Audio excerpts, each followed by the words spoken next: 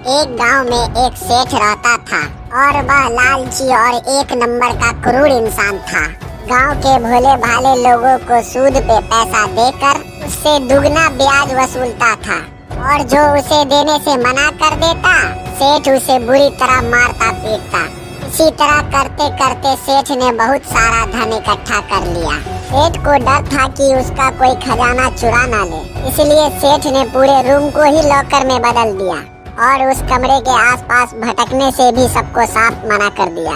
एक रात सेठ को अपने किसी काम से अचानक अपना स्कूटर लेकर जाना पड़ा। रात का समय था और माहौल भी थोड़ा डरावना था। थोड़ी दूर जाते ही सेठ का स्कूटर अचानक से रुक जाता है। सेठ थोड़ा परेशान होते हुए, अरे यार, ये स्कूटर को अब क्या हो गया? तभी अचानक से जोर जोर से बिजलियां चमकने लगती है आसमानों में और चारों तरफ एक शैतानी हंसी गूंजने लगती है।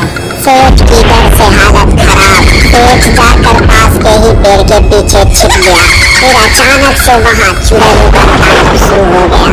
उन चुड़ैलों में से एक चुड़ैल कहती है, क्या चुड़ैल बहन, आज कितना माल लूटा? आज तो मैंने सोलापुर के दुकानदार को लूट लिया। तुमने कितनों को लूटा? क्या बताओ बहन, आज हाथ तो कुछ लगा नहीं, मगर एक पक्की जानकारी लेकर आई हूँ। क्या क्या, जल्दी बोल। आज मैं सनतपुर के एक सेठ के घर गई थी। वहाँ जाकर देखा तो घर का कोई चौकीदार नहीं था, इसलिए मैं अंदर चली गई। अंदर जाकर देखा सेठ ने एक रूम में बड़ा वाला लॉकर लगा रखा था। फिर क्या हुआ? अरे वो लॉकर सिर्फ इंसानों को रोक सकते हैं ना, हम चुड़ैलों को थोड़ी ना। तो मैं उसके आर पार हो गई। अंदर जाकर देखा सिर्फ सोना ही सोना, चारों तरफ सोना। सेठ ने अपने बेसमेंट में इतना सारा खजाना छुपा रखा था। ओए ओए, अब तो मजा आ गया, मजा आ गया। चल अब तू बता, तू क्या क्या लेकर आई? अरे मुझे तो एक पापी सेठ मिल गया। उसने मुझे सड़ी हुई रबड़ी खिलाकर मुझे अपने वश में कर लिया।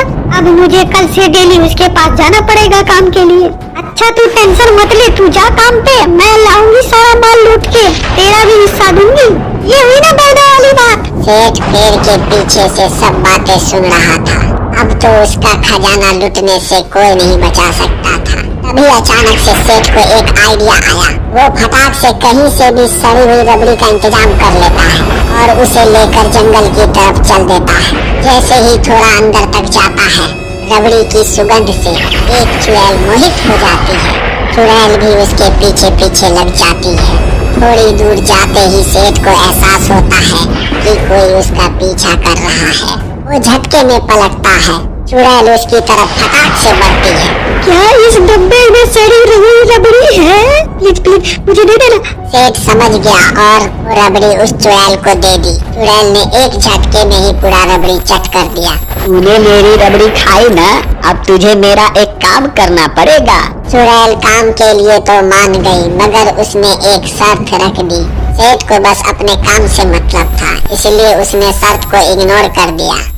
अगले दिन ही उसके गांव का ही बच्चा सेठ के जुर्म और आतंक का सताया हुआ सेठ से बदला लेने की ठानी और पहुंच गया रात को उसके घर। और जैसे तैसे करके लॉकर का दरवाजा तो खोल लिया। फिर जैसे ही अंदर पहुंचा, चारों तरफ इतने सोने चांदी हीरे जवाहरात को देख उसकी आंखें खुली की खुली रह गई। जैसे ही वो खजाना लेने को झुका, अचानक उसमें से एक चुड़ैल कर बाहर आई। उसे मार पीट के घर के बाहर फेंक दिया। मगर वो बच्चा हार मानने वालों में से नहीं था। उसने सेठ को बर्बाद करने की ठान रखी थी। उसने फिर से दिमाग लगाना शुरू कर दिया। जैसे तैसे करके उसने तो पता लगा लिया कि चुड़ैल और सेठ के बीच का संबंध आखिर क्या है। फिर अगले दिन सेठ रोज की तरह सड़ी हुई रबड़ी लाता है और उसे वहाँ रखकर अंदर से कुछ लेने जाता है। इतने में वो लड़का वहाँ आता है और उस सड़ी हुई रबड़ी के जगह पे अच्छी और ताजी रबड़ी रख देता है। फिर सेठ उस रबड़ी को लेकर उस चुड़ैल को देता है। चुड़ैल डब्बे को हाथ में लेते ही फेंक देती है और गुस्से में बोलती है, मेरे साथ मजाक? मैंने तुझे शुरू में ही बोला था कि मेरी एक शर्त है, शायद तू भूल गया है। मैंने कहा था मुझे रोज सड़ी हुई रबड़ी चाहिए। जिस दिन मुझे नहीं मिली वो दिन तेरा आखिरी दिन होगा। फिर सेठ की कहानी वहीं खत्म। उस लड़के ने सारा माल लूटकर पूरे गांव वालों में बांट दिया।